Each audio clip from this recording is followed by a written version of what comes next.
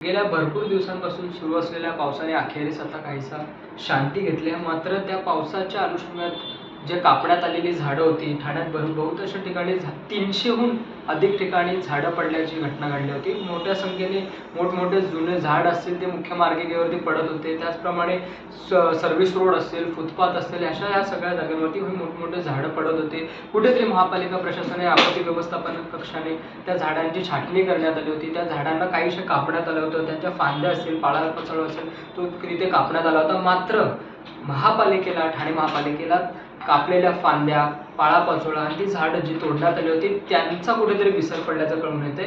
बऱ्याच ठिकाणी महापालिकेने जे फांद्या कापल्या असतील, जे फांद्या छाटल्या असतील, झाडं तोडली असेल, जे पालापाचोळा जो पडला असेल त्याला कुठेतरी नियोजित करून, कुठेतरी आटोक्यात आणून त्यांना कुठेतरी नीट एखाद्या जागेवरती टाकण्यात आलेलं नाहीये. मुख्य मार्गिका असेल, सर्व्हिस रोड असेल, फुटपाथ असेल, त्या जागेवरती बहुतांश ठिकाणी त्या ठाण्यातल्या तिथे पडलेल्या असतात.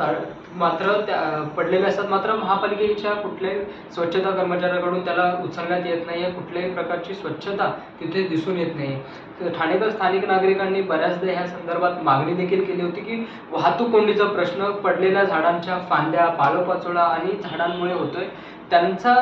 त्याला कुठेतरी आटोक्यात आणून त्याचं नियोजन करून वाहतूक कोंडी सुरळीत पार पाडण्यासाठी काहीतरी करावं अशा मागण्या केल्या होत्या. त्याचप्रमाणे फुटपाथवरतून जे पादचारी नियमित प्रवास करतात त्यांना देखील या अडचणींना सामोरं जावं लागतं. अशा स्थितीत महापालिकेकडे देखील मागणी आता कुठेतरी निकामी ठरते. कारण का ठाण्यातल्या बऱ्याचशा ठिकाणी झाडांच्या फांद्या तिथे तुटून पडलेल्या आहेत किंवा तोडल्या आहेत, त्या उचलण्यात येत नाहीयेत.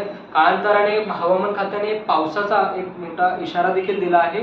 यानंतर काही दिवसांनंतर पाऊस मोठ्या संख्येने पडेल. परत मोठ्या अतिवृष्टी पावसाची होऊ शकते. अशा स्थितीत ज्या वेळेला पुन्हा ठाण्यात जलमय होईल त्याचं कारण काहीसं हे पडलेल्या पालापाचोळा गटारात अडकून ते परत जैसे थे साचलेल्या पाण्याची स्थिती निर्माण होऊ शकते, अशी काहीशी इशारा देखील हवामान खात्याने दिलाय. मात्र अद्यापही ठाणे महानगरपालिकेची डोळेझाक वृत्ती जी आहे ती कायम राहिली आहे.